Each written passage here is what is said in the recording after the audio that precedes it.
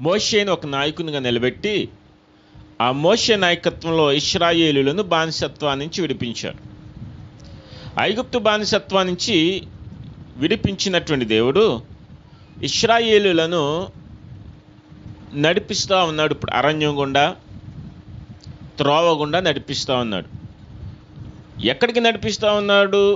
వీళ్ళు ఎక్కడికి ప్రయాణం చేస్తూ ఉన్నారు అంటే దేవుడు వారికి వాగ్దానం చేసినటువంటి దేశానికి నడిపిస్తూ ఉన్నాడు. వారు ఎక్కడికి ప్రయాణం చేస్తూ ఉన్నారంటే దేవుడు వారికి వాగ్దానం చేసినటువంటి దేశాన్ని స్వతంత్రించుకోవడానికి వారు ప్రయాణం చేస్తాం. ఆ ప్రయాణంలో వారికి ఎర్ర సముద్రం ఎదురైంది. దేవుడు అద్భుతమైన రీతిలో దాన్ని 2 పాయలుగా చేశాడు. 2 పాయలుగా చేశాడు. ఎర్ర సముద్రం దాటారు. రాత్రి అగ్నిస్తంభంగా దేవుడు వారి పక్షాన ఉన్నాడు. పగలు మేఘస్తంభంగా దేవుడు వారి పక్షాన ఉన్నాడు. ఆకలేసింది, ఆకాశం నుంచి మన్నాను కురిపించి వారి ఆకలిని కూడా దేవుడు తీర్చాడు. కొంచెం దూరం వెళ్ళాక వారికి దాహం వేసింది. బండలో నుంచి నీళ్ళను రప్పించి కూడా దేవుడు వారి దాహాన్ని తీర్చాడు. వాళ్ళ ప్రయాణం చేస్తూ ఉన్నారు. 40 సంవత్సరాలు గడిచిపోయి మోషే చనిపోయాడు. ఇప్పుడు మోషే చనిపోయినటువంటి తరువాత మోషే స్థానంలో ఇప్పుడు యెహోషువని దేవుడు నిలబెట్టాడు. యెహోషువతో అంటాడు, యెహోషువ నువ్వు భయపడద్దు, మోషేకి ఏ విధంగా అయితే నేను తోడుగా ఉన్నానో అదేవిధంగా నేను నీతో కూడా తోడుగా ఉంటాను, భయపడద్దు అని 1వ అధ్యాయంలో ఇన్స్ట్రక్షన్స్ ఇచ్చాడు. 2వ అధ్యాయంలో యెహోషువ ఏం చేస్తూ ఉన్నాడంటే ఈ కానాను దేశానికి, అనగా దేవుడు ఏ దేశాన్ని గురించి అయితే ఇశ్రాయేలులకు వాగ్దానం చేశాడో ఆ పాలు తేనెలు ప్రవహించే దేశానికి యెహోషువ ఒక వేగుల వారిని పంపిస్తూ ఉన్నాడు. ఆ పరిస్థితులు ఎలా ఉన్నాయి, ఆ దేశం ఎలా ఉంది, ప్రజలు ఎలాంటి వారు అన్న వేగుల వారిని పంపిస్తూ ఉన్నాడు. వారు తిరిగి వచ్చారు. తరువాత వారి ప్రయాణం ప్రారంభిస్తూ ఉన్నారు. ఎక్కడి వరకు వచ్చిందంటే వారి ప్రయాణం సిత్తీము దగ్గర వరకు వచ్చింది. సిత్తీము దగ్గరకు వచ్చింది. సిత్తీములో వారు ప్రయాణం అయ్యారు. ఇప్పుడు యోర్దాను వరకు వారు వచ్చారు.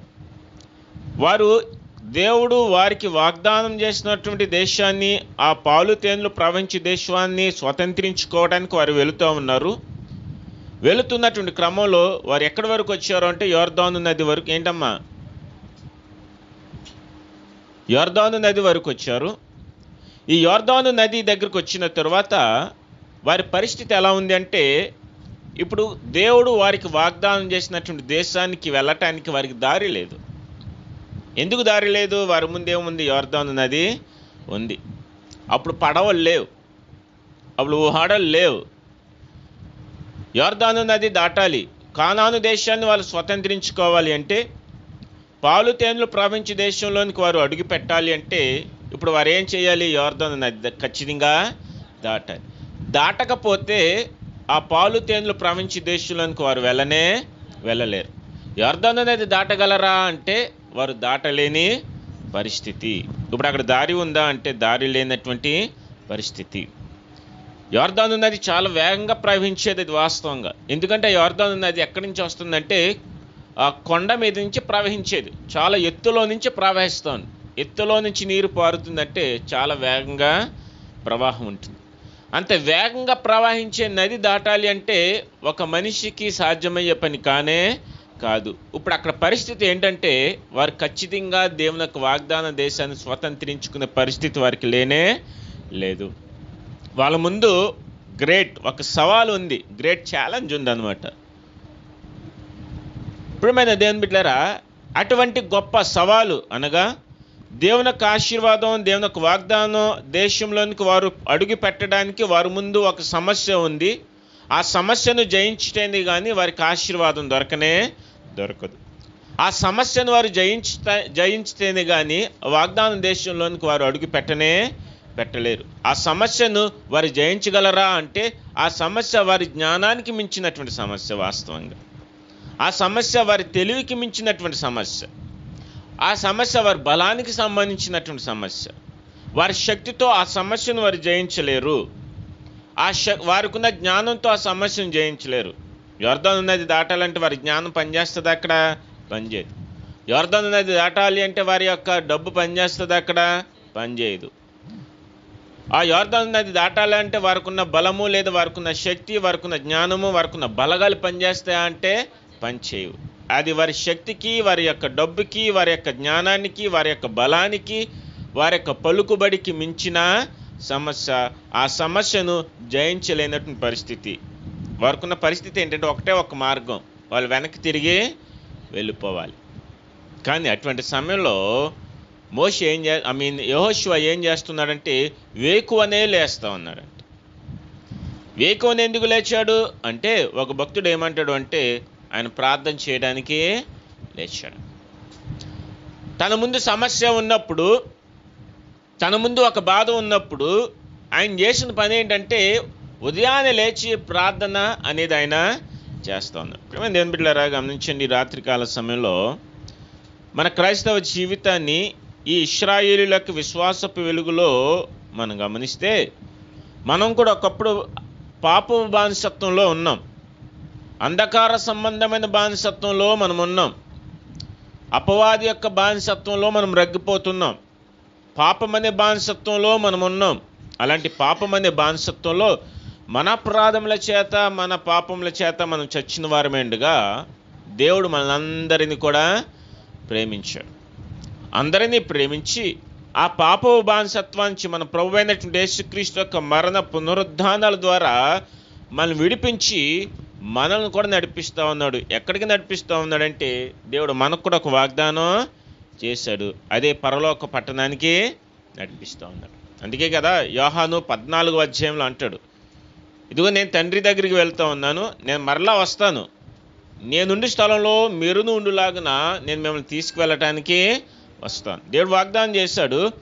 ఆ వాగ్దాన దేశం వైపు అనగా ఆ పరలోక పట్టణం వైపు మనం ప్రయాణం చేస్తూ ఉన్నాం. ఇప్పుడు ఇది ఆత్మీయ యాత్ర, ఇది విశ్వాస యాత్ర. అందుకే పేతురు రాస్తూ అంటాడు, 1 పేతురు 2వ అధ్యాయంలో, మన యాత్రికులం అంటాడు, మన పరదేశులం అంటాడు. 119వ కీర్తనలో అంటాడు, యాత్రికుడనైన నేను నా బస్సులో పాటలు పాడుటకు నీ కట్టడలు హేతులాయి అంట. అనగా మనందరూ ఇప్పుడు ఏం చేస్తూ ఉన్నామంటే, మనం ప్రయాణం చేస్తున్నాం. ఇది ఒక యాత్ర, ఇది ఒక ప్రయాణం, ఇది విశ్వాస యాత్ర, ఇది ఆత్మీయ యాత్ర. ఈ యాత్ర ఎంతవరకు వచ్చిందంటే 2025 మార్చి 7వ తారీఖు వరకు మనం వచ్చాం. అయితే ఈ యాత్రలో మనకు కూడా చాలా సవాళ్ళు ఎదురవుతూ ఉంటాయి. ఈ యాత్రలో మనకు కూడా చాలా సమస్యలు ఎదురవుతూ ఉంటాయి. ఈ యాత్రలో కూడా మనకు చాలా ఇబ్బందులు ఎదురవుతూ ఉంటాయి. ఆనాడు ఇశ్రాయేలులకు యొర్దాను నది అనేటువంటి రూపంలో ఒక సమస్య వచ్చింది. మన జీవితంలో కూడా చాలా సమస్యలు వస్తాయి, చాలా బాధలు వస్తాయి, చాలా ఇబ్బందులు వస్తాయి, చాలా కష్టాలు వస్తాయి. ఈ క్రైస్తవ యాత్ర, విశ్వాస యాత్ర, ఆత్మీయ యాత్ర అంత సులువైంది కానే కాదు. అనారోగ్యం అనే సమస్య రావచ్చు, అప్పుల బాధలు అనే సమస్య రావచ్చు, కుటుంబ సమస్యలనే ఇబ్బందులు, సవాళ్ళు మనకు రావచ్చు. అది ఏ సమస్య అయినా రావచ్చు. ఈ రాత్రికాల సమయంలో ఒకవేళ ఏ సమస్యతోనైనా మనం ఇక్కడికి వచ్చినట్లయితే మనం గమనించాల్సింది ఏంటంటే, మోషే ఎలా ప్రార్థన చేస్తూ ఉన్నాడో మనం కూడా అలాగే ప్రార్థించేవారిగా ఉండాలి. ఆయన డిస్కరేజ్ అవ్వట్లా, అరే ఇంత దూరం మేము ప్రయాణం చేసాం, ఇన్ని సంవత్సరాలు 40 సంవత్సరాలు ప్రయాణం చేసాం, ఇంతగా ప్రయాణం చేసాం, ఇంకా మా ముందు కానాను దేశం ఉండగా ఇంత సమస్య వచ్చింది, మేము ఎలాగా ఇంక మేము తిరిగి వెళ్ళిపోవాలి కదా అని నిరుత్సాహపడట్లా. తన ముందు ఉన్న సమస్యను బట్టి యెహోషువ భయపడట్లా. తన ముందు ఉన్న సమస్యను బట్టి యెహోషువ నిరుత్సాహపడట్లా. తన ముందున్న సమస్యను బట్టి యెహోషువ కలవరపడట్లా. తన ముందున్న సమస్యను బట్టి యెహోషువ ఇబ్బంది పడట్లా. తను చేస్తున్న ఒక మంచి మార్గం, తను ఎన్నుకున్న మంచి మార్గం ఏంటో తెలుసా? ప్రార్థన అనే మార్గం. మనం ఏం చేయాలో తెలుసా? ప్రార్థన చేయాలి. ఏం చేయాలి? ప్రార్థన చేయాలి. యెహోషువ ప్రార్థన చేస్తూ ఉన్నాడు, దేవా ఇంతవరకు ఇన్ని సంవత్సరాలు మమ్మల్ని నడిపించావు, మోషే నాయకత్వంలో నడిపించావు, ఎర్ర సముద్రం 2గా చీల్చావు, మోషే నాయకత్వంలో ఆకాశాన్ని నుంచి మన్నాన్ని కురిపించి ఆకలి తీర్చావు, మోషే నాయకత్వంలో బండను 2గా చీల్చి మాకు దాహాన్ని తీర్చావు. ఇప్పుడు మాకు ఇంకో సమస్య వచ్చింది, యొర్దాను నది. ఇది దాటాలయ్యా, దాటలేకపోతే నీ వాగ్దానం దేశం మేము స్వతంత్రించుకోలే. నువ్వు ఒక మార్గం మాకు చూపించాలి. ఇక్కడ దారి లేదు, అయినా ఒక దారి మాకు చూపించాలి. ప్రార్థన చేస్తూ ఉన్నాడు. ఎప్పుడైతే యెహోషువ ప్రార్థన చేశాడో దేవుడు యెహోషువని ఇశ్రాయేలును విడిచిపెట్టలా. ఒక మంచి మార్గాన్ని చెప్తా ఉన్నాడు. ఆ యొర్దాను నదిని దాటటానికి వారేం చేయాలో చెప్తా ఉన్నాడు. యెహోషువ విశ్వాసంతో చేసిన ప్రార్థనకు దేవుడు ఒక మంచి సమాధానం చెప్తా ఉన్నాడు. వారి ముందు ఒక సమస్య, ఇట్స్ ఇంపాసిబుల్, అది జరిగేటువంటిది కాదు, అసాధ్యమైనది. కానీ ఈ 3వ అధ్యాయమే 16-17 వచనాలలో చూస్తే ఇశ్రాయేలీయులు యొర్దాను నది దాటేస్తూ ఉన్నారు. చూసారా? మొదటి 2 వచనాలలో అది దాటలేనటువంటి సమస్య, తీరలేనటువంటి సమస్య, అది అసాధ్యమైనటువంటి సమస్య. కానీ 16-17 వచనాల దగ్గరికి వచ్చేసరికి అసాధ్యమైనది ఏమవుతుంది? అక్కడ సుసాధ్యమైపోతా ఉంది. వారికి అసాధ్యమే, వారు చెయ్యలేనిది 16-17 వచనాల దగ్గరికి వచ్చేసరికి వారు చేయగలుగుతున్నారు. ఎందుకంత గొప్ప మార్పు వచ్చింది? ఈ రాత్రికాల సమయంలో మీకు జ్ఞాపకం చేస్తాను. ఒక్కొక్కసారి మనకు వచ్చే సమస్యలు మన ఆర్థిక స్తోమతకి మించినవి కావచ్చు, మనకు వచ్చే ఇబ్బందులు మన జ్ఞానానికి మించినవి కావచ్చు, మనకు వచ్చే కష్టాలు మన తెలివికి మించినవి కావచ్చు. అరే నేను ఇంక ముందుకు వెళ్ళలేను, నేను వెళ్ళటానికి దారి లేదు, నా బాధ ఇంకింతే అనుకుంటాం కదా. ఈ రోజుల్లో చాలాసార్లు చాలామంది వచ్చిన సమస్యలకు భయపడిపోయి ఆత్మహత్యలు చేసుకునే వారు కూడా చాలామంది ఉన్నారు. అవునా? రీసెంట్గా మొన్న 2 రోజుల క్రితం చూసారా, పాటలు పాడుతుంది కల్పన అని. ఆమె కూడా ఆత్మహత్యాయత్నం చేసింది. ఆమెకు డబ్బు తక్కువ కాదు. ఆంధ్రప్రదేశ్ తెలంగాణలలో ఆమె అంటే తెలియని వాళ్ళు ఎవరు కూడా లేనే లేదు. పలుకుబడా, చాలా పలుకుబడి. డబ్బా, చాలా డబ్బు ఉంది. టాలెంటా, ఆమె పాడినట్టు ఇంకెవరు పాటలో పాడలేరు. సంగీతమా, బాగా తెలుసు. కానీ ఆమెకున్న కష్టం ఏంటి? జయించలేని సమస్య. ఆ సమస్యను జయించలేక ఆమె చేసిన పని ఏంటి? ఆత్మహత్య.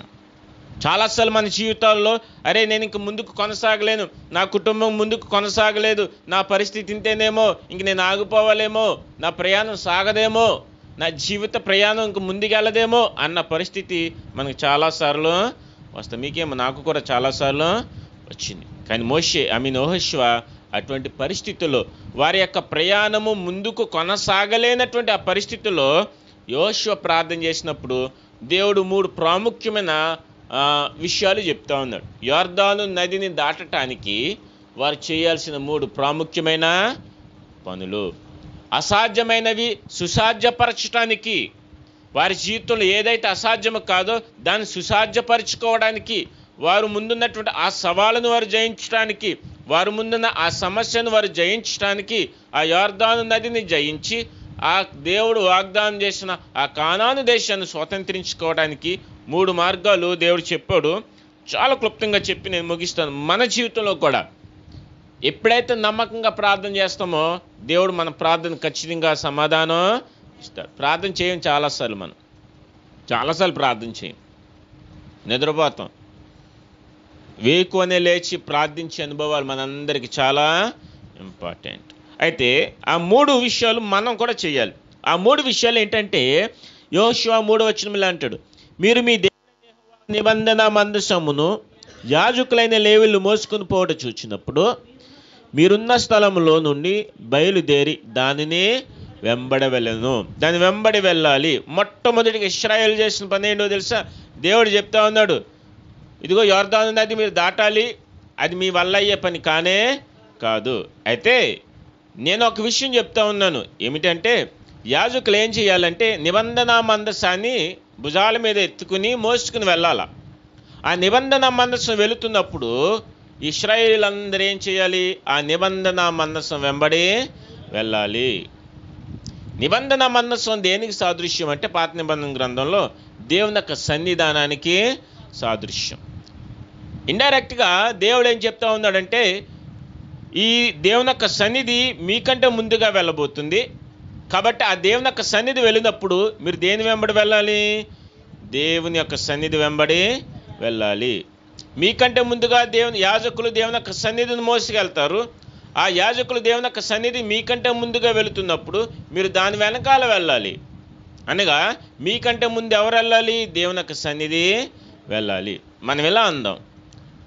దేవుని యొక్క సన్నిధి వెళ్ళాలి అంటే ఎవరు వెళ్ళాలి? దేవుడే వెళ్ళాలి. మీరు యొర్దాను నది దాటాలంటే మీకంటే ముందు ఎవరు వెళ్ళారు? ఇప్పుడు దేవుడు వెళ్ళాలి. ఆ దేవుని వెంబడి మీరు వెళ్ళాలి. మీకంటే ముందు దేవుడు వెళ్ళాలి అనగా మీకంటే ముందు ఎవరు ఉండాలి? దేవుడు ఉండాలి. మన జీవిత ప్రయాణంలో మన ముందు ఎవరు ఉండాలి? దేవుడు ఉండాలి. వాళ్ళు దేవుని వెంబడించాలి. ఆ యొర్దాను నదిని వారు దాటాలి అంటే వారి జీవితంలో మొదట ఎవరు ఉండాలంటే దేవుడు ఉండాలి. వారు ఎవరి వైపు చూడాలంటే దేవుని వైపు చూడాలి. వెంబడించటం అంటే అర్థం ఏంటి? చూస్తూ వెళ్ళటం, అంతే కదా, ఫాలోయింగ్. మీకంటే ముందుగా దేవుడు వెళ్తాడు. ఇప్పుడు మీరేం చేయాలంటే దేవుని వెంబడి వెళ్ళాలి. మీరు దేవుని వెంబడించాలి. మీరు దేవుని వెనకాల వెళ్ళాలి. అనగా మీరు ఎవరి వైపు చూస్తూ ప్రయాణం చేయాలంటే దేవుని వైపు చూస్తూ ప్రయాణం చేయాలి. మీకు వచ్చిన సమస్యలు ఎవరి వైపు చూడాలంటే దేవుని వైపు చూడాలి. మనం ఎవరి మీద ఆధారపడాలి అంటే దేవుని మీద ఆధారపడాలి. మన దృష్టి దేవుని మీద ఉండాలి. మన జీవితంలో మొదటి స్థానం దేవునికి ఇవ్వాలి. That's very important. చాలాసార్లు మనకు వచ్చిన సమస్యలు మొదటి స్థానం దేవునికి ఇవ్వం. డబ్బు దగ్గరికి పరిగెడతాం, స్నేహితుల దగ్గరికి పరిగెడతాం. అక్క నాకు ఈ సమస్య వచ్చింది, చెల్లి నాకు ఈ సమస్య వచ్చింది, అనయ్య నాకు ఈ సమస్య వచ్చింది అని మనుషులతో చెప్పుకుంటాం. కానీ దేవుని దగ్గరికి వచ్చి సన్నిధానంలోకి వచ్చి సేవకులతో చాలాసార్లు ప్రార్థన చేస్తామా? చేయం. కానీ ముందు ఎవరికి ఇవ్వాలి మన ప్రాధాన్యత? దేవుని. మన కుటుంబంలో మొదటి స్థానం దేవునికి ఇచ్చేయాలా? మన వ్యాపారంలో మొదటి స్థానం దేవునికి ఇచ్చేయాలా? మన చదువులో మొదటి స్థానం దేవునికి ఇచ్చేయాలా? మన పనుల్లో మొదటి స్థానం దేవునికి ఇచ్చేయాలి. మన వ్యక్తిగత జీవితంలో మొదటి స్థానం దేవునికి ఇచ్చేయాలి. దేవుని కంటే ఎక్కువ మరి దేనికి మొదటి స్థానం ఇవ్వటానికి వీలు లేనే లేదు. అందుకే ఒక యవనస్తుడు యేసుప్రభు దగ్గరికి వచ్చి, అయ్యా ఆజ్ఞలలో ప్రధానమైన ఆజ్ఞ ఏది అంటే ఆయన అంటాడు, నీ పూర్ణ హృదయంతో, నీ పూర్ణాత్మతో, నీ పూర్ణ శక్తితో ఎవరిని ప్రేమించాలి? నీ దేవుని ప్రేమించాలి. పూర్ణాత్మ అంటే కంప్లీట్. నీకెంత బలం ఉందో అంత బలంతో నువ్వు దేవుని ప్రేమించాలి. నీకెంత శక్తి ఉందో అంత శక్తితో దేవుని ప్రేమించాలి. నీకెంత జ్ఞానం ఉందో అంత జ్ఞానంతో దేవుని ప్రేమించాలి. నీ జీవితంలో నీకొచ్చే సమస్యను నువ్వు జయించాలంటే అది ఏదేమైనప్పటికీ కూడా, అది అనారోగ్యమా, అప్పుల బాధల, కుటుంబ సమస్యల, నీ జ్ఞానానికి మించిన సమస్య, నీ తెలివికి మించిన సమస్య, ఆ సమస్యను నువ్వు జయించగలగాలంటే నువ్వు మొట్టమొదటిగా చేయాల్సిన పని ఏంటంటే నీ జీవితంలో మొదటి స్థానం దేవునికి ఇవ్వాలి. ఉదయాన్నే లేచి ప్రార్థించే వాళ్ళు ఎంతమంది? ఒక గంట, ఇక్కడ గంట, మంచి అమ్మాయి నిజంగానే చేతులు ఎత్తేస్తున్నారు. సూపర్. చాలా మన జీవితాలు, మన దినాలు దేవునితో ప్రారంభించండి. ఈ యెహోషువ చేసిన పని అదే. ఉదయాన్నే లేస్తున్నాడు, వేకునే లేస్తూ ఉన్నాడు, దేవునికి ప్రార్థన చేస్తూ ఉన్నాడు. వెంటనే దేవుడు ఆ సమస్యను జయించడానికి ఒక మార్గాన్ని చూపిస్తూ ఉన్నాడు. మన జీవితంలో మొదటి స్థానం దేవునికి ఇవ్వాలి. 2, మన జీవితంలో మనం దేవుని వైపు చూడాలి. దేవుని వైపు చూస్తే ఆ దారికి లేదా ఆ ఎక్కడికి చేరాలో అక్కడికి నడిపించేది దేవుడే. ఎందుకు? అక్కడ దారి లేదు. అందుకే అంటాడు కింద, మీరు వెళ్ళు త్రోవ మీరు ఇంతకు ముందు వెళ్ళినది కాదు. ఆ దారేంటో మీకు తెలియదు అసలు, అది క్రొత్తది. మీరు ఇంతకు ముందు వెళ్ళిన త్రోవ కాదు అంటే మీకు ఆ దారి తెలీదు, ఎలా ఉంటుందో తెలీదు. కాబట్టి ఆ తెలియని దారిలో మీరు వెళ్తున్నారు. కాబట్టి మీరు అటు ఇటు చూస్తూ వెళ్తే కుదరదు. మీరు దేవుని వైపు చూస్తూనే వెళ్ళాలి. దేవుని వైపు అయితే మన దృష్టి ఎప్పుడైతే మళ్ళిస్తామో గమనించండి, మన జీవితంలో ఓడిపోయే ప్రమాదం ఎంతైనా ఉంది. శిష్యులు పడవలో ప్రయాణం చేస్తూ ఉన్నారు. అద్దరికి వెళుతూ ఉన్నారు. కొంచెం దూరం వెళ్ళేసరికి తుఫాను, గాలి, వాన వచ్చింది. అలలు, కెరటాలు లేచి పడవను కొడతా ఉన్నాయి. మునిగిపోయే ప్రమాదం వచ్చింది. వాళ్ళకి భయం వేసేసింది. ఇంక చచ్చిపోతామేమో అనుకున్నారు. కానీ ప్రభువైనటువంటి యేసుక్రీస్తు వారు కష్టపడటం చూసి ఆ నీటి మీద నడుచుకుంటా వస్తూ ఉన్నాడు. వీళ్ళకి భయం వేసింది. ఎందుకు భయం వేసింది? భూతం. అరే ఈ అలలు, తుఫాను, దానికి తోడు భూతం వచ్చింది. ఎందుకంటే ఈ సముద్రంలో పడి చాలామంది చచ్చిపోయారు, వాళ్ళు దయ్యమైపోయి వచ్చేస్తున్నారు అని భయం వేసింది. కానీ యేసు ప్రభు అంటాడు, నేనే, మీరు భయపడొద్దు అంటే పేతురు అంటాడు, నిజంగా నీవైతే నేను నీటి మీద నడవటం నాకు ఆజ్ఞ ఇవ్వు అంటే సరే రమ్మన్నాడు. పేతురు పడవ దిగాడు, ధోని దిగాడు, నీటి మీద నడుస్తూ ఉన్నాడు. యేసు వైపు చూస్తూ ఉన్నాడు, నడుస్తూ ఉన్నాడు. యేసు వైపు చూస్తూ ఉన్నాడు, నడుస్తూ ఉన్నాడు. కొంచెం దూరం నడిచేసరికి దేని వైపు చూశాడు? అలల వైపు చూశాడు. ఎప్పుడైతే తన దృష్టి దేవుని వైపు లేదా యేసు వైపు మళ్ళించి అలల వైపు చూశాడో ఆ అలలలో, ఆ సముద్రంలో మునిగిపోవటం ప్రారంభించాడు. యేసు వైపు చూచినంతకాలం నీటి మీద నడిచాడు. యేసు వైపు చూచినంతసేపు నీటి మీద నడిచాడు. యేసును చూడటం మానేశాడు. తన దృష్టి మళ్లించాడు. ఆ అలలలో మునిగిపోవటం ప్రారంభించాడు. మన జీవితం కూడా అంతే. మనం ఎప్పుడు సమస్యల వైపు చూడకూడదు, లోకం వైపు చూడకూడదు, స్నేహితుల వైపు కాదు చూడాల్సింది. మొట్టమొదటిగా మనం దేవుని వైపు చూడండి. దేవుని వైపు చూస్తే దేవుడే మనల్ని నడిపిస్తాడు. ఆ సమస్యల గుండా నడిపిస్తాడు, ఆ కష్టాల గుండా నడిపిస్తాడు. నో డౌట్ మనం ఆయన మీద ఆధారపడాలి. మొట్టమొదటిగా దేవుడు ఏమంటాడంటే, మీరు నా మీద ఆధారపడండి, మీరు నా వైపు చూడండి, మీ జీవితంలో నాకు మొదటి స్థానం ఇవ్వండి. ఇశ్రాయేలుకి దేవుడు చెప్తున్న మాట ఏంటంటే, దేవుని వైపు చూడాలి, దేవునికి మొదటి స్థానం ఇవ్వాలి. రెండవదిగా వారు చేయాల్సిన పని ఏంటంటే 6వ వచనంలో, మీరు నిబంధన మందసమును ఎత్తుకొని ప్రజల ముందు నడువుడని యాజకులకు.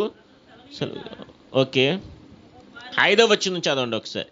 మరియు యెహోషువ రేపు యెహోవా మీ మధ్య అద్భుత కార్యములు చేయను గనుక మిమ్మల్ని మీరు పరిశుద్ధ పరుచుకునండి. రెండవదిగా ఆయన ఏమంటా ఉన్నాడు అంటే, మొట్టమొదటిగా దేవుని వైపు చూడాలి, లేదా దేవునికి మొదటి స్థానం ఇవ్వాలి. రెండవదిగా ఆయన ఏం చెప్తా ఉన్నాడు తెలుసా? యెహోవా మీ జీవితంలో రేపు అద్భుత కార్యాలు చేయబోతా ఉన్నాడు. ఎప్పుడు చేయబోతా ఉన్నాడు? రేపు. కాబట్టి మీరు ఏం చేయాలి? మిమ్మల్ని మీరు పరిశుద్ధ పరుచుకునండి. ఎప్పుడు పరిశుద్ధ పరుచుకోవాలి? ఈరోజు. ఆయన ఎప్పుడు చేస్తూ ఉన్నాడు?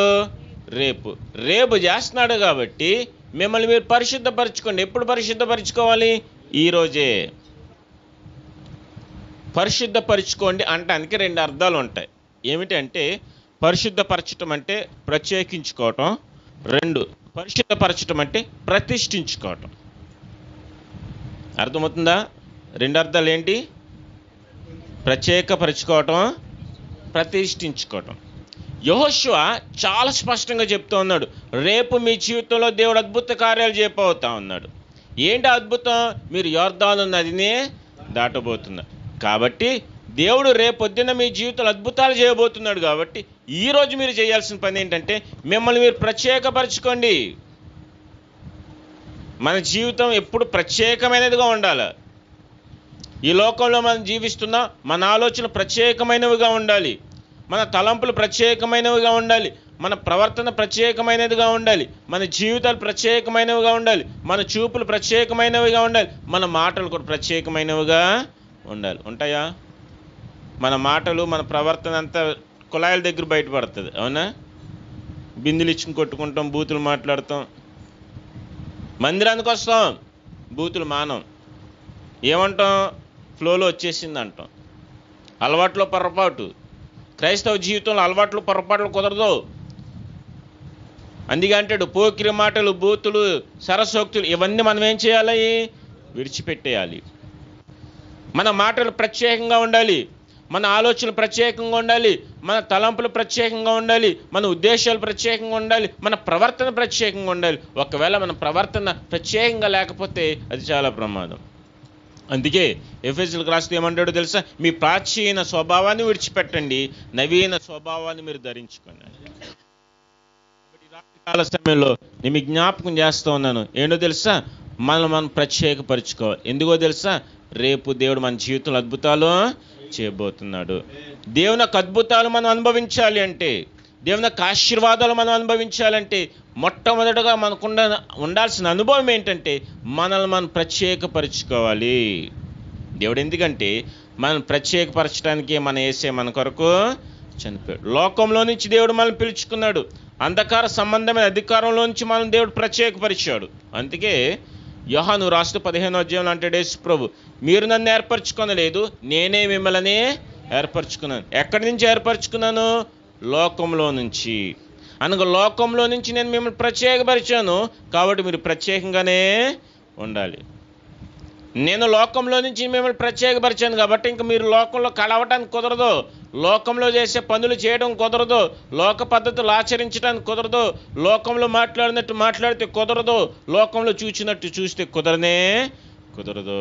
మీరు ప్రత్యేకంగా ఉండండి. రెండవది ఏమంటాడు తెలుసా? మిమ్మల్ని మీరు ప్రతిష్ఠించుకోండి అంటాడు. ప్రత్యేక పరిశుద్ధపరచుకోవడం, ప్రతిష్ఠించుకోవడం, మన జీవితాలు దేవునికి సమర్పించుకోవాలి. అందుకే రోమీయులకు రాస్తూ 12వ అధ్యాయంలో ఏమంటాడో తెలుసా? మీ శరీరాలను సజీవ యాగంగా దేవునికి సమర్పించుకోండి అంటాడు. సమర్పించుకోవాలి. మందిరానికి వస్తున్నాం ఓకే, కానీ మన జీవితాలు ఏం చేయాలి? దేవునికి సజీవ యాగంగా మన శరీరాలు, మన చేతులు, మన కాళ్ళు, మన ముక్కు, మన నోరు, మన కళ్ళు అంతా దేవునికి సమర్పించుకోవాలి. దేవా ఈ చేతులు నీవి, దేవా ఈ కాళ్ళు నీవి, ఈ నోరు నీది, ఈ కళ్ళు నీవి. ఆయన ఇవ్వకపోతే ఎక్కడివి మనకి కదా? దేవునికి ప్రతిష్ఠించుకోవాలి. అందుకే అంటాడు మిమ్మల్ని పరిశుద్ధపరచుకోవాలి. ఎప్పుడు ప్రత్యేకపరచుకోవాలి, ఎప్పుడు ప్రతిష్ఠించుకోవాలంటే ఈరోజే, రేపు కాదు. ఎందుకు? రేపు దేవుడు చేసే పని, రేపేమో దేవుడు పని చేస్తాడు, ఈరోజు మనం పని చేయాలా? నేను రేపు చేస్తానంటే కుదరదు. రేపు ప్రత్యేకించుకుంటానండి, రేపు ప్రతిష్ఠించుకుంటానండి, రేపు బాప్తిస్మం తీసుకుంటానంటే కుదరదు. ఎందుకంటే రేపు మంది కానే కాదు, ఈరోజే మంది. రేపు దేవుడు పనిచేసే రోజు. రేపు మంద కాదు, రేపు మనం చేయాల్సింది కాదు, రేపు దేవుడు చూసుకుంటాడు. అది అద్భుతాలు చేయడమా, ఆయన రావటమా, లేక మనం పిలుచుకోవటమా? నేను చెప్పేది అర్థమవుతుంది కదా? రేపు దేవుని పని అంటే దేవుడు మనం పిలుచుకోవచ్చు, రేపు రావచ్చు, లేదా రేపు మన జీవితంలో అద్భుతాలైనా ఏదైనా చేయొచ్చు. ఒకవేళ పిలుచుకున్నాడు అనుకో, మనకు ఇంకో అవకాశం లేదు. ఈరోజే మంది. కాబట్టి ఈరోజే మనం ప్రత్యేకపరచుకోవాలి, ఈరోజే మనం ప్రతిష్ఠించుకోవాలి. అనగా మనం సిద్ధపరచుకోవాలి దేవుని కొరకు. అదే అంటాడు, రేపు దేవుని రోజు, రేపు మంది కానే కాదు, ఈరోజే మిమ్మల్ని పరిశుద్ధపరచుకోండి. పరిశుద్ధపరచుకోకుండా, ప్రతిష్ఠించుకోకుండా, మనం సమర్పించుకోకుండా, మనం ప్రత్యేకించుకోకుండా దేవుని యొక్క అద్భుతాలు మనం ఆశించలే, జరగవు. మనం చాలాసార్లు చేసే పొరపాటు అదే. మనం సమర్పించుకోని దేవునికి, మనం అర్పించుకోని దేవునికి, కానీ అద్భుతాలు చేసేది దేవుడు అంటాం. దేవుడు ఎందుకు చేస్తాడు? చేయడు కదా. తన కొరకు ప్రతిష్ఠించుకున్న వారి జీవితంలోనే దేవుడు అద్భుతాలు చేస్తాడు, అందులో సందేహం లేదు. అందుకే అంటాడు, దేవుడు మీ జీవితంలో అద్భుతాలు చేయబోతున్నాడు. ఆయన అద్భుతాలు చేయడానికి సిద్ధంగా ఉన్నాడు కాబట్టి మీరు కూడా మిమ్మల్ని మీరు సిద్ధపరచుకోండి. మొట్టమొదటిగా దేవుని వైపు చూడాలి. 2, మనం దేవుని కొరకు ప్రత్యేకపరచుకోవాలి, లేదా దేవుని కొరకు మనం ప్రతిష్ఠించుకోవాలి. 3వదిగా నేను చెప్పి ముగిస్తాను. 19వ వచనంలో ఆయన అంటాడు, కాబట్టి యెహోషువ ఇలా అంటాడు, మీరు ఇక్కడికి వచ్చి మీ దేవుడైన మాట వినుడి. ఏం చేయాలంట? వినుడి. దేవుడైనటువంటి యెహోవా మాట మీరు వినండి. దేవుని వైపు మీరు చూడండి. దేవుని కొరకు మిమ్మల్ని మీరు ప్రతిష్ఠించుకోండి, లేదా ప్రత్యేకపరచుకోండి. 3వదిగా మీరు దేవుని మాట వినండి. చాలా చాలా శ్రేష్టమైనది, చాలా విలువైన మాట ఈ మాట. మనం ఎవరి మాట వినాలి? దేవుని మాట. ఇలా అందాం, దేవుని యొక్క వాక్యానుసారంగా మనం జీవించాలి. దేవుడు చెప్పింది మనం చేయాలి. మనం చెప్పింది మనం చేసుకోవడం కాదు, నా ఇష్టానుసారంగా నేను జీవించడం కాదు, మీ ఇష్టానుసారంగా మీరు జీవించడం కాదు. దేవుడు మన జీవితంలో అద్భుతాలు చేయాలంటే ఎవరు చెప్పినట్టు చేయాలి? దేవుడు అంతే కదా. దేవుడు చెప్పినట్టు చేయకపోతే దేవుడు చేస్తాడే కార్యాలు? చేయడుగా. మనకి ఏదైనా ఇల్లులు రావాలి, గవర్నమెంట్ వాళ్ళు స్థలాలు ఇస్తారు, అవునా? స్థలాలు ఇచ్చేటప్పుడు ఏం చేయాలమ్మా? వాళ్ళు చెప్పినట్టు చేయాలా, మనం చెప్పినట్టు చేయాలా? అంతేగా. వాళ్ళ అప్లికేషన్ ఇచ్చి ఫిల్అప్ చేయండి అంటే, లేదండి నా అప్లికేషన్ వేరేగా ఉందంటే ఊరుకుంటారా? లేదు. ఆధార్ కార్డు ఏముందంటే, లేదండి నాకు ఆధార్ కార్డు లేదు, మా అన్నది ఉంది ఇస్తుందంటే ఊరుకుంటారా? వాళ్ళు ఏం చేయమంటే అది చేయాలి. గవర్నమెంట్ వాళ్ళు ఇచ్చే ఆ యొక్క ప్రయోజనాలు పొందాలి అంటే ఆ గవర్నమెంట్ చెప్పినట్టు చేస్తేనే మనకు ప్రయోజనాలు. దేవుడు కూడా అంతే.